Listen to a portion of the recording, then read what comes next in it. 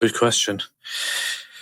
It depends on what you mean by truly convinced, but I would say that describing it more as a leap of faith is actually a better description. I started practicing not because I was convinced that it's true, but rather because I felt like it is better. And I would hope that it's true, and it might be true, and I might just simply not know. Living a life of an atheist doesn't really lead anywhere. In the end, you just die anyway. And if the whole world all exists for no other bigger purpose, no greater purpose, all of existence is just going to exist and at some point cease existing, or it will just exist forever and ever and ever for no purpose at all. So if then in the middle of this, Christianity is true, you could add some great purpose to your life and live a meaningful, great life. Believing that Christianity is true is actually a better way to look at the world than believing that there is no God and atheism is the correct analysis. After many years of consideration, looking at a Christian life seemed to be a much better option for me. It's an option with much more serenity, with much more meaning instead of the void and the hopelessness, the nothingness. When I went to church, I actually had a conversation with an Orthodox Christian monk, and he said something very, very interesting, which kind of changed everything about how I viewed the world.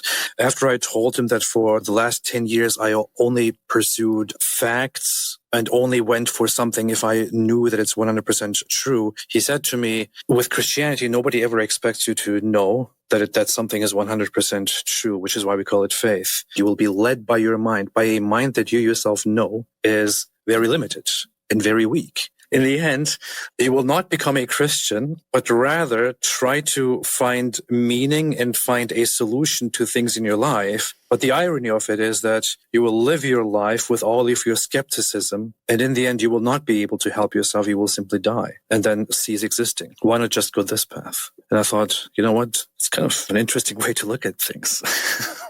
Long story short, it was kind of a leap of faith. When I started picking up those practices like praying, I didn't do them because I thought, oh, I know that this is absolutely true, 100% true, therefore I'm going to start praying now. I did it rather with hope that it is true and with faith that it is true, and I ended up really liking it. And today I actually met with my priest, who also accepted me as a catechumen, which would mean that he accepted me as a student on the path of becoming a Christian.